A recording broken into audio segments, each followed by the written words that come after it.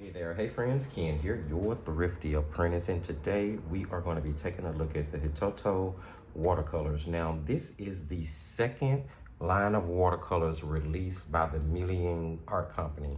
If you do not know, MeiLiang is the company that produces the ever popular Pretty Excellent watercolors.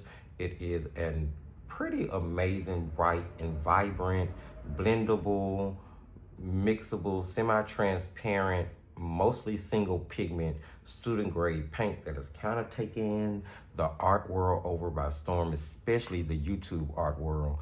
There are many videos out there on Pretty Excellent that you can find, and it's probably in my top 3 most recommended student grade sets, beginner sets, or even just sets to use for an experienced artist. So I was super excited when I found out that the company was going to be releasing a second line of watercolors. Now, this particular set was gifted to the studio.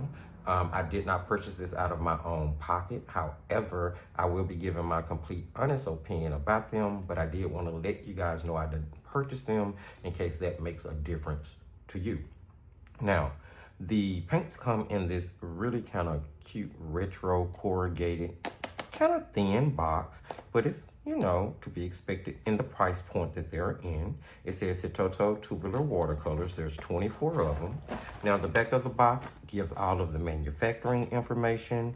What I want to bring your attention to is that the Zhejiang Rubens Technology Company is the company that manufactures these paints. So many of you may have heard that MeiLiang is quote unquote the student grade line to Paul Rubens, but it is its own line of paints that is produced in the same factory that Paul Rubens is produced in, which is the Elwin's Art Factory. Okay, it's going to give the manufacturing address, website, email, and phone number.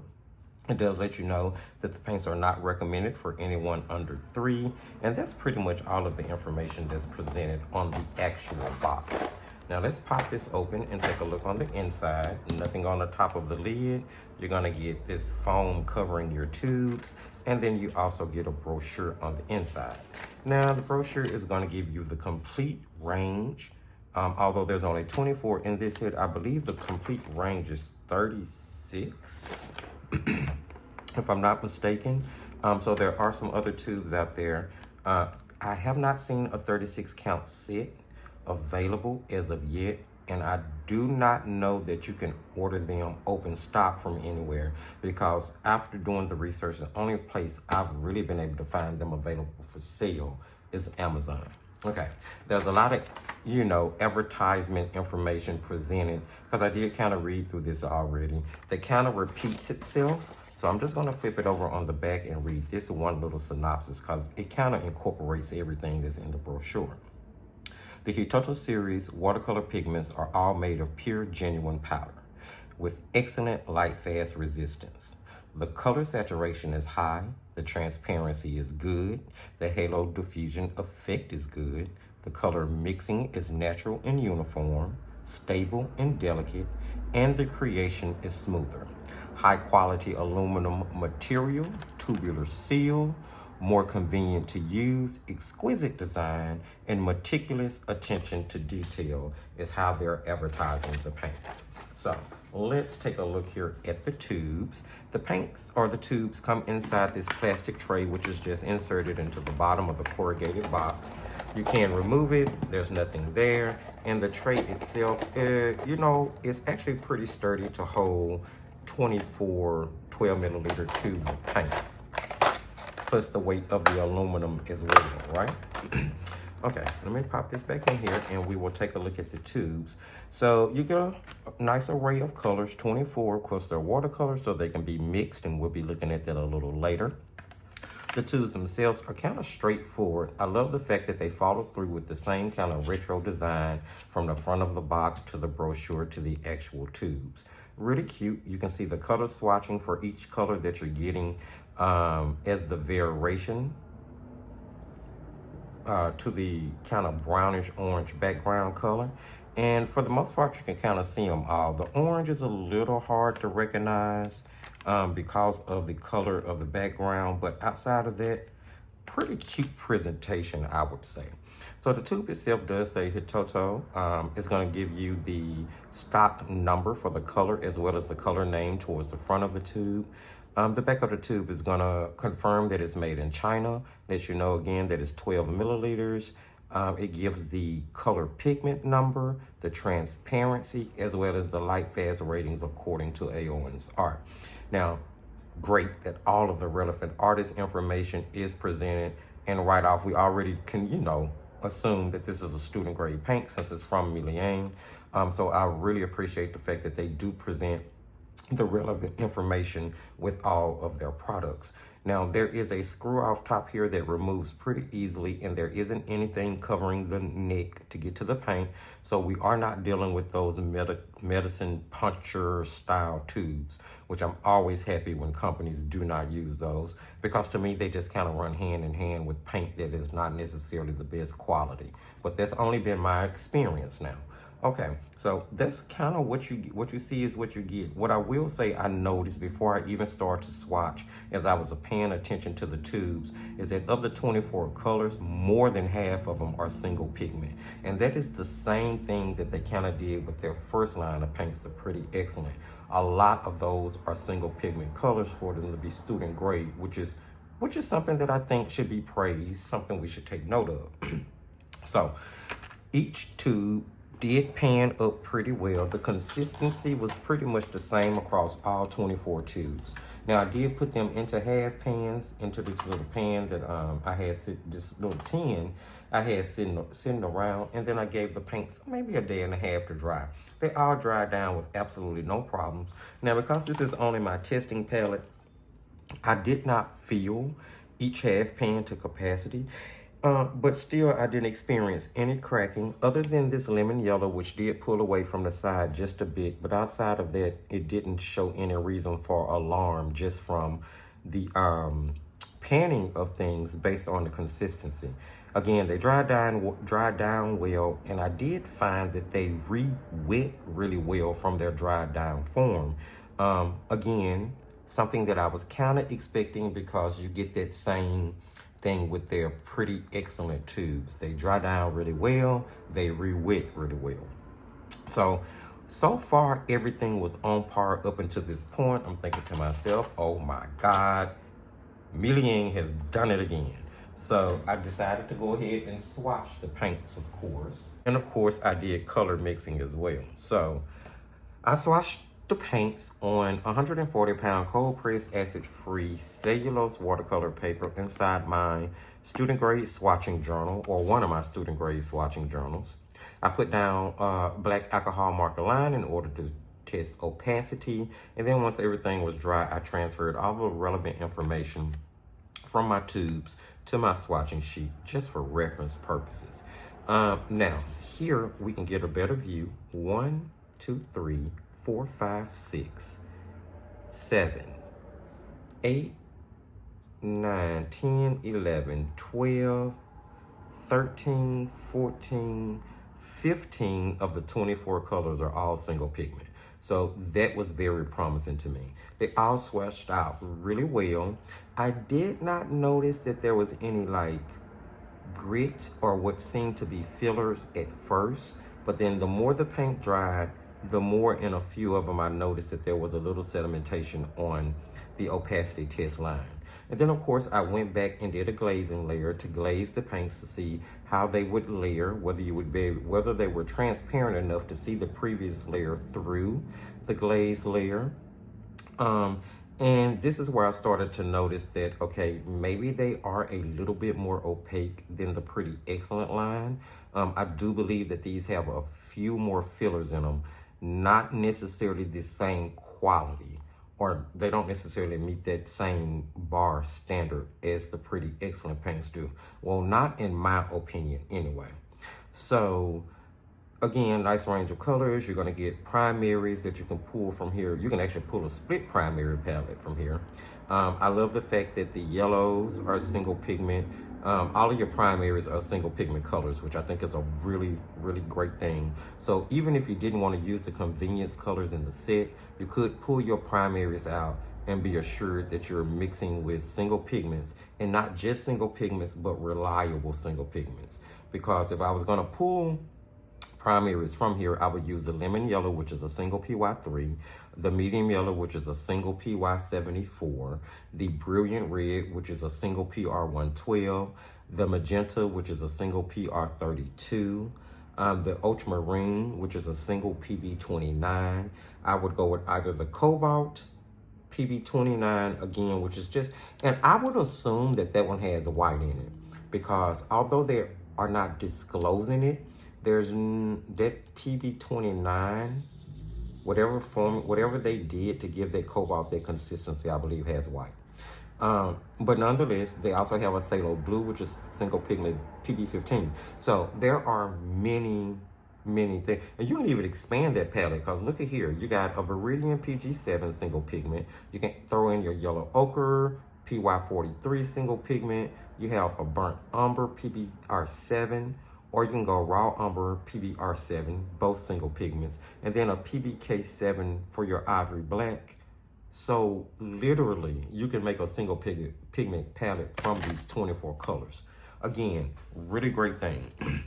I took time to do some color mixing, just pulling a few of the colors out to see how they would mix, see what we can get with some secondary blends, whether they were going to be muddy. I did notice that the ultramarine does have granulation to it, and the cobalt blue has granulation to it because it is formulated from PB29 pigment. I do like the fact that in their range of colors, they seem to use the same pigment to make that range. For instance, all of the greens contain PG7. The blues, you got two blues that contain PB29, and then two blues that are made up of PB15. So I like the consistency of the same pigment used to make the colors, because this lets me know from the jump that it would be easy to achieve color harmony using these paints, blending and mixing them together. So I started out with mixing for my primaries the brilliant red, the lemon yellow, and the cobalt blue. Here we were able to get very beautiful secondary colors that were actually pretty rich because they were mass tone. Notice I said that. Over here I actually used crimson instead of magenta because it leaned a little bit more towards the red cool versus, you know, having a violet tone to it.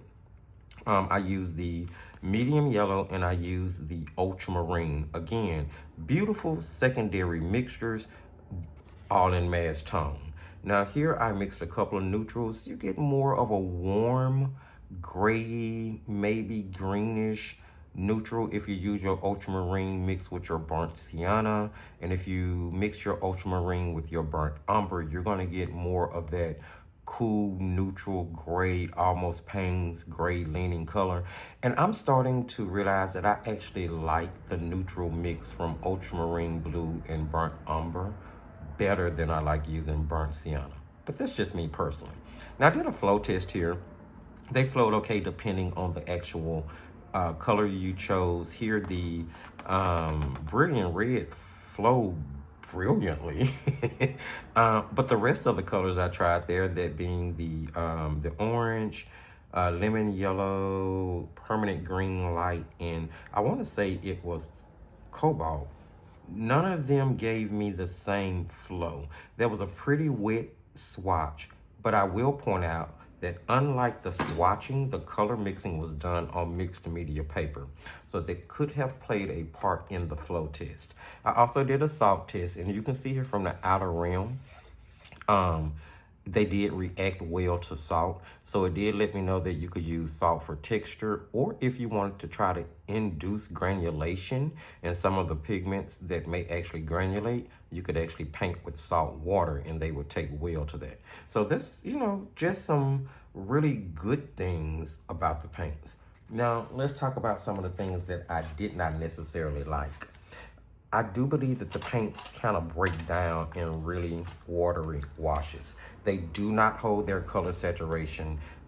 They have a pretty substantial shift from wet to dry when you use a lot of water with them, which I thought was really unfortunate because the Pretty Excellent line has such strong pigments in it. And I kept thinking to myself as I was, you know, testing the paints in some actual demos, I was so surprised at how they just seem to just fall apart in really watery washes, and it would take me building several layers if I was using watery paint in order to get the saturation that I typically like. Now, with the field test that I did with this paint, I made sure to only use the paint outside of a little bleed proof here or there. I think one of them I used a black pen in for ink and wash. But I did want to kind of stick to just using the paints so that I can get a really good feel of how they perform. So I decided to create a sketchbook spread. And I did a couple of different variations of outside scenes. I started off by doing this little fence, which I actually got some really good definition in this particular one. And believe it or not, I ended up doing this background twice in order to get the saturation that I wanted, although it was still light. You can see the granulation here in the top because I used the cobalt blue for the sky. And I actually mixed the green. I mixed a little cobalt in with that permanent green light. So you're gonna see a little granulation there. You will see how much the paint actually flowed in a wet wash. Here I was dropping in some red to kind of create these distant, maybe roses in the background, some kind of indescript flower. That way your attention would definitely be pulled to the wood and the wood texture. Now, this painting actually took maybe 3 layers before I really built, because I was using watery washes. So that's kind of where I came to the conclusion that, okay, maybe they need to be used a little bit heavier, a little bit more mass tone. So then I did this one, but I really wasn't completely pleased with the way the paints worked here, because it seems that if you use them in too mass of a tone, they become kind of cakey on the paper. And this is Arteza 140 pound cold pressed acid free paper. If you've been following me for any amount of time, you know I do use Arteza paper on a regular basis. I'm really trying to use up this sketchbook, so I work in it a lot. And I don't know, I just wasn't completely thrilled. So I said, okay, let me do another one. And then I did the berry branches. For what it's worth, they're okay. I left the branches kind of light because I decided not to go back in and build more layers on top of it in order to increase the saturation. I was able to do okay with the saturation on the berries, mainly because I painted in mass tone from the very beginning with them. So then I decided I was going to do one more other little painting with them in order to, before I decided to offer my final opinion. And we did this painting together over in Patreon the other night. It was really fun. If you are not a part of Patreon and you ever want to consider it, check the video description for the link. You may find it beneficial or helpful. I outlined this one with actually a water-soluble black marker, because I thought I was done with it. And then after removing the tape toward the paper, I tried to blend the tear out with water, and yeah, a little got in the line. So that's why you see the discoloration there. But I actually think they worked well here. I like them better here than I like them anywhere else. And I think it had to do with the fact that I was depending on the ink to be my darkest value, and to help me gauge the in-between values for my midtones. So in that aspect, they work. But as long as I was trying to get all of that accomplished with just the paints, I felt like there was just something always kind of lacking. I just don't think that they actually live up to what I was expecting them to live up to based on how well the pretty excellent paints performed. Now, I'm not saying that they are a bad paint or that they are not usable, because of course they are. You can see here I painted with them. I'm just noting the dramatic differences between their original released paints versus this second line. And I'll have to say that I'm not sure the second line is worth it. Now, this particular set you can get on Amazon, if I'm not mistaken, it's $25 for 24 12 milliliter tubes. Now, what's funny about this is that based on the quality of the paint, in comparison to the pretty excellent paints, which you can get 36 half pans for $19.99 most times. Sometimes they're on sale for 16 bucks, or you can get 36 tubes of pretty excellent for around 25 bucks. Although they are smaller tubes, I think they're more like 5 milliliters maybe. So you get a smaller amount of paint, but you get a better quality paint, in my opinion. For that matter, I would even jump over to the Paul Rubens side and say that the better line would be the Paul Rubens Chrome paints, which come in a tube. They run about $35.99 for 24 12 milliliter tubes. So if I had to choose between these and the Paul Rubens Chrome paints, I would go with those Chrome paints by just adding another 10 bucks because you're gonna get stronger, vibrant, more saturated pigments in that set, or the pretty excellent set, which I still feel is probably a more better value than this particular set is. But that's just my opinion based on my experience of using the pretty excellent set versus testing these out. I'll be honest, I was slightly disappointed overall with the performance of the paints when you compare the two sets to themselves. Now, if someone just handed me these paints and I'd never used the pretty excellent paints, I'd go, okay, these are decent. You get 24 tubes, 12 milliliters, a lot of paint. A lot of them are single pigment. For what it's worth, as long as you use them in more of a mass tone, heavier saturated feel, you're gonna get good coverage. Some of them have granulation, different characteristics, which letting you know that they are using pigments versus dyes. That's not to say they're not enhanced by a dye or a color brightener, but I do believe that there are actual real pigments used to create the paints. So had I not had the chance to experience pretty excellent first, then I go, okay, these are really good paints. And they are, but they're not as good as pretty excellent. And considering the fact that you can get pretty excellent at a better price point, I would probably still recommend the pretty excellent paints over these. But that's just my 2 cents, friends. That's just my 2 cents. Not a bad paint. I would definitely give them a star rating of about a 3.5 on the student grade scale of 1 to 5 stars. I have to recognize the fact that there are a lot of single pigments. I have to recognize the fact that you get a lot of paint. I have to recognize the fact that they are bright and vibrant as long as you don't water them down too much. They mix and blend cleanly.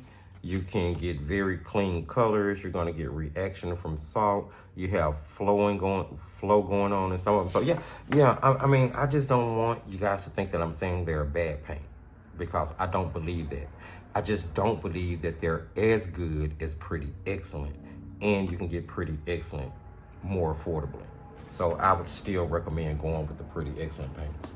Now, that might not have been as comprehensive of a review as I normally give, but I think that pretty much shares the gist of how I feel about the paints. Now, I'm going to be sure to put a link in the video description just in case you decide these are something that you would like to add to your art supply arsenal. And please do jump in the comment section and let me know if you've used these paints. What do you think of them, especially if you've used the pretty excellent paints as well? Do you feel the way I feel? Or, I mean, do you feel like they stand up and they're just as good? I would really, really love to know your thoughts in the comments. If not, then do feel free to comment your opinion on what you've seen and what you've heard today. I would love to strike up a conversation with you guys. Don't forget to subscribe and hit that notification bell. That way you'll know when we go live and when we upload. Sprinkle a little love if you found anything helpful, insightful in this video. Don't forget to sprinkle a little love and give the video a thumbs up. And you can also share, because sharing is caring, my friends. It is. Check the video description for all of the relevant links, from links to the paints. You can also find the most recommended product list in case you want to take a look at some other products that I've recommended. Patreon, Facebook group, all social media sites, all the good stuff is down there. So take a look around and use what you will. Thank you so much for joining me, my friends, for this quick review. And remember, as I tell you at the end of every single video, just keep creating.